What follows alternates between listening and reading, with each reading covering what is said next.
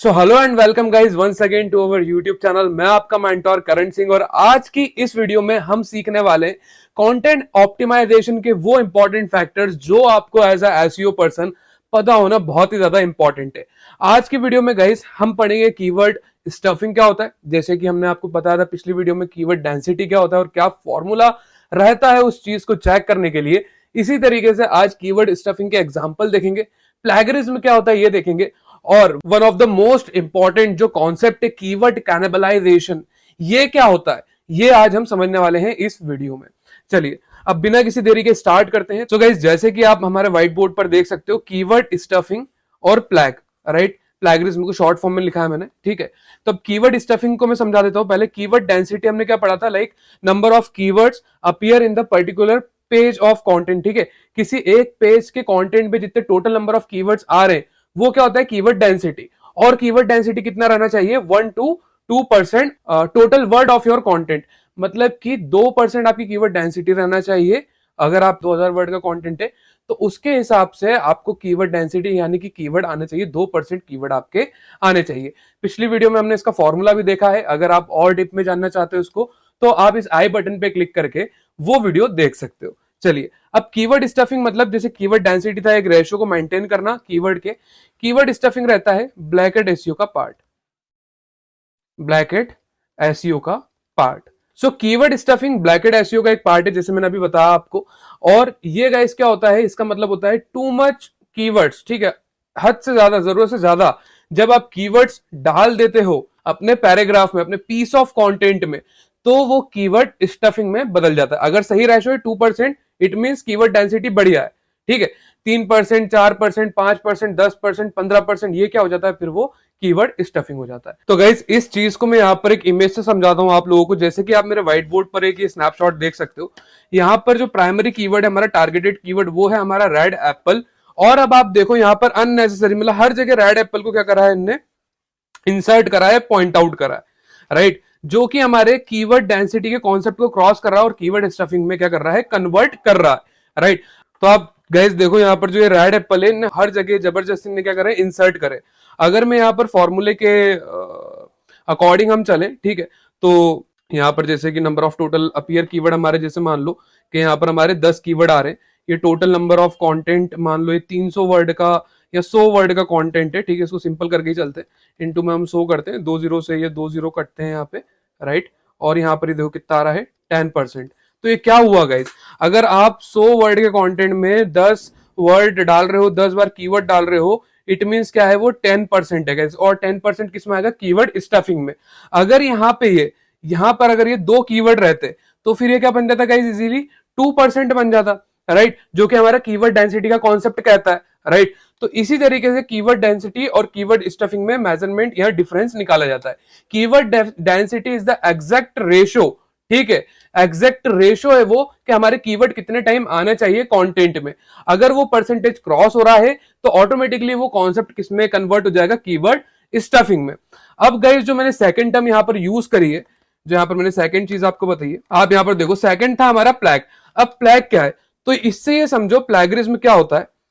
Plagiarism अगर मैं define करता हूं आप लोगों को, तो प्लैगरिज्म का एक सिंपल सा मीनिंग है, प्लैगरिज्म वो एक टर्म है, ठीक है, ध्यान से सुनना मेरी बात को।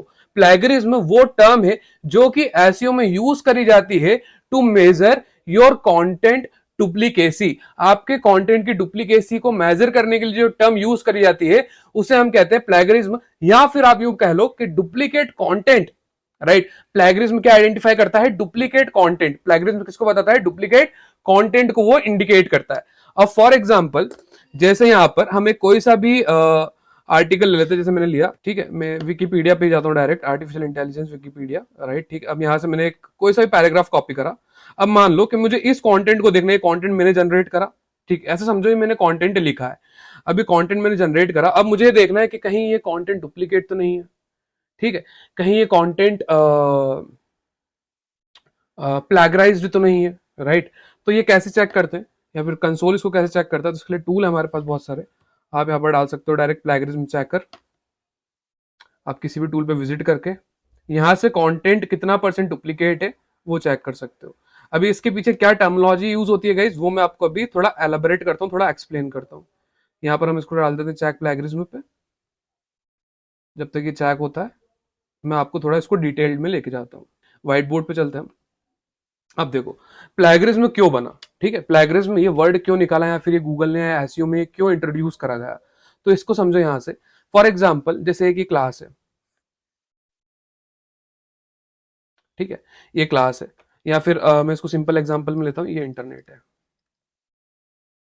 क्या है गाइस, ये इंटरनेट।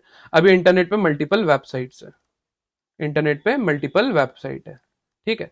अब मानो ये वेबसाइट है आपकी 2000 की, ठीक है, 2000 में इस वेबसाइट का यहाँ डोमेन इसका जब रजिस्टर हो गया था और जब से ये वेबसाइट रन कर रही है, ठीक है, काम कर रही है, एक्टिव है, ठीक है। अब ये वेबसाइट आपकी 2000 की या 2001 की, अब ये आपने एक और दूसरी वेबसाइट बनी जो कि है न्यू। सो गाइज अब आपने क्या करा, जैसे ये वेबसाइट ने यहाँ पर ये क्योंकि ये वेबसाइट ओल्ड है, इसने कंटेंट पहले से लिख रखा है, अच्छी खासी रैंक कर रही है, और आपकी वेबसाइट क्या है गाइज, न्यू वेबसाइट है।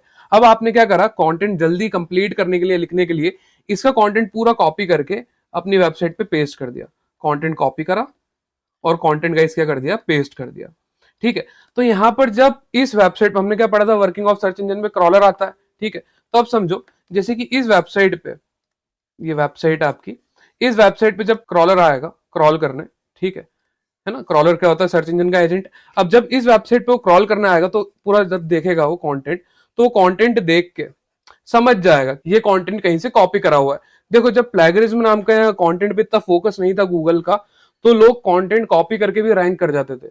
फिर गूगल ने ये चीज इंट्रोड्यूस करी कि प्लेगरिज्म एक रेट उसने इंट्रोड्यूस करा कि अगर आपके कंटेंट बिलो 3% या अप्रॉक्स 3% प्लेगराइज्ड है, डुप्लीकेट है तो चलेगा, अगर अबो 3% है तो वो बिल्कुल टॉलरेंस नहीं होगा, वो बिल्कुल टॉलरेट नहीं होगा, ठीक है, उसको डायरेक्ट गूगल डिस्क्वालीफाई कर देगा। तो अब यहाँ पर क्रॉलर जब इसके कंटेंट को क्रॉल करेगा, अब चूंकि इसने ओल्ड वेबसाइट का कंटेंट कॉपी करा है, ठीक है, इसका कंटेंट तो ऑलरेडी सबमिट है ना सर्च इंजन के लोकल सर्वर में या मेन सर्वर में, जो पुरानी वेबसाइट है उसका कंटेंट ऑलरेडी सबमिट है। सो इसी वजह से वो जान पा रहा है कि जो है नया कंटेंट है ये क्या है गाइस, कॉपीड कंटेंट है। तो यहां पर ये गूगल क्या करेगा, इसको प्लैगराइज कर देगा, ठीक है, इसको क्या कर देगा, पेनल्टी दे देगा इस वेबसाइट को, राइट। तो आपका प्लैगरिज्म परसेंटेज बिलो 3% या अप्रॉक्स 3% रहता है तो वो एकदम एक्यूरेट है। अगर उससे ऊपर जाता है तो आपका कंटेंट डिस्क्वालीफाई हो जाता है गूगल की या क्रॉलर की आई में। और अगर आप ऐसा कंटिन्यू प्रैक्टिस करते हो, रेगुलर प्रैक्टिस करते हो, तो ये आपकी वेबसाइट को भी पैनलाइज कर सकता है गाइस, ठीक है। तो ये प्लैगरिज्म का एक छोटा सा इशू यही रहता है, कॉन्सेप्ट यही है। ये अभी हमारा चेक नहीं हुआ है, इसको वेरीफाई ह्यूमन पे करते हैं हम क्लिक, ओके। अब यहाँ पे प्रोसेस होना स्टार्ट हो गया। सो गाइज ये प्लैगरिज्म था हमारा। प्लैगरिज्म बेसिकली कंटेंट की डुप्लीकेसी को इंडिकेट करता है। अगर प्लैगरिज्म 3% या 3% के आसपास है, ठीक है, तो चलता है वो। अगर अबो 5%, अबो 6%, 7% है, बहुत ज्यादा है, तो वो कंटेंट बिल्कुल भी टॉलरेट नहीं होता, वो आपकी वेबसाइट को भी पैनलाइज करा सकता है। गाइज जब तक ये हमारा प्लैगरिज्म चेक होता है, ठीक है, जब तक हमारा ये मैंने टूल बदल लिया duplicchecker.com, यहाँ पर इस टूल से हम प्लैगरिज्म चेक कर रहे हैं, ठीक है। चेक प्लैगरिज्म पे मैं क्लिक करता हूँ, राइट। अब ये क्योंकि मैंने पहले किसी वेबसाइट का कंटेंट उठाया तो 100% ये प्लैगराइज ही होगा, ठीक है, बट मैं आपको चेक करने का तरीका बता रहा हूँ। तो इस तरीके से ये चेक होगा। जब तक ये चेक होता है गाइज, तब तक हम अगले कॉन्सेप्ट पे चलते हैं, जो कि है गाइज आपका कीवर्ड कैनिबलाइजेशन। आप यहाँ पर क्लियरली मेरे व्हाइट बोर्ड पर देख सकते हो कीवर्ड कैनिबलाइजेशन क्या होता है। अब ये समझो, इसको समझने के लिए मैं एक एग्जाम्पल लेता हूँ, ठीक है। यहां पर ये समझो, फॉर एग्जाम्पल ये क्या है, एक क्लासरूम, राइट। अब यहां पर क्या है guys, multiple number of students, ठीक है, क्या है, मल्टीपल नंबर ऑफ स्टूडेंट्स। अब इसमें कोइंसिडेंट और एक फैक्ट वाली बात यह है कि इन सभी स्टूडेंट का नाम एक ही है, लेट सपोज राजू, ठीक है, सरनेम भी नहीं है, राइट, और रोल नंबर का सिस्टम है नहीं। बस ये एग्जाम्पल समझो, थोड़ा इंटरेस्टिंग बनाने के लिए एग्जाम्पल लिया और क्लियर करने के लिए। अब समझो यहाँ पर जो ये एग्जामिनर है, जो एग्जाम कंडक्ट कर रहा है, जो एग्जाम ले रहा है, ठीक है, अब जब इसके पास सारी कॉपीज आती है, ठीक है, अब सारी कॉपी पे लिखा हुआ राजू राजू राजू, जितने भी स्टूडेंट है, no surname, no roll number, तो ये क्या हो जाएगा, कंफ्यूज हो जाएगा। और कंफ्यूज की वजह से गुस्से गुस्से में क्या करेगा, सभी स्टूडेंट को फेल कर देगा, या सभी स्टूडेंट को पास भी कर सकता है, पर एक सिनेरियो फेल कर देगा इसको, जब टेम्पराई हो जाएगा या फिर मान लो कंफ्यूजन हो गया, या तो ये ऐसा भी हो सकता है कि फेल करने की बजाय ये किसी की कॉपी ही चेक ना करे, राइट। तो अब यही टर्म लगाओ गूगल पे। लेट सपोज ये क्या है आपका, वेबसाइट, ठीक है, ये क्या है, वेबसाइट, समझना, ये क्या है, ये है आपके वेब पेजेस, ये क्या है, वेब पेजेस। और ये राजू जो स्टूडेंट्स का नाम था, अब यहाँ पर ये वेब पेज बन गए हैं, तो ये वेब पेज का क्या है, कीवर्ड, क्या है, कीवर्ड। अब समझो आपने हर एक वेब पेज के लिए same keyword digital marketing use करा है, तो यहाँ पर जो ये टीचर है, अब ये टीचर कौन बन जाएगा, आपका क्रॉलर। तो यहाँ पर क्रॉलर क्या होगा, कंफ्यूज हो जाएगा कि किस पेज को मैं डिजिटल मार्केटिंग वर्ड के लिए रैंक करूं, जिस कंफ्यूजन की वजह से आपका क्रॉलर आपके एक भी पेज को रैंक नहीं करेगा, राइट। तो कीवर्ड कैनिबलाइजेशन होता है जब आप एक ही कीवर्ड को हर पेज पे यूज कर रहे हो, उसी उसी कीवर्ड पे बनाए जा रहे हो कंटेंट, सेम कीवर्ड को सारे ही पेजेस में टारगेट कर रहे हो, तो यहाँ पर प्राइमरी कीवर्ड ध्यान रखना, ठीक है। सभी सारे ही पेजेस में सेम प्राइमरी कीवर्ड ले रहे हो, तो यहाँ पर ये कीवर्ड कैनिबलाइजेशन का इशू हो जाता है। सेकेंडरी कीवर्ड से फर्क नहीं पड़ता, प्राइमरी कीवर्ड आपका अलग रहना चाहिए, राइट। सो गाइस, आज की वीडियो में हमने देखा कीवर्ड स्टफिंग क्या होता है, too much number of keywords in particular content. Plagiarism क्या होता है, प्लैगियरिज्म किसी टर्म है जो गूगल ने इंट्रोड्यूस करी है कंटेंट की डुप्लीकेसी को चेक करने के लिए। 3% का अप्रॉक्स रहता है, 3-4% तो सही है। अगर बहुत ज्यादा प्लैगियरिज्म रेट है, इट मींस आपका कंटेंट डुप्लीकेट है, आपका कंटेंट पैनलाइज हो सकता है। कीवर्ड कैनिबलाइजेशन होता है अगर आप सेम नंबर कीवर्ड, ठीक है, same primary keyword multiple pages पे अपनी वेबसाइट के यूज करते हो, तो इसकी वजह से क्रॉलर आपके एक भी वेब पेज को रैंक नहीं देता है, राइट। तो ये 3 मेजर कॉन्सेप्ट थे गाइस, हमने प्लैगियरिज्म भी चेक करने के लिए डाला था।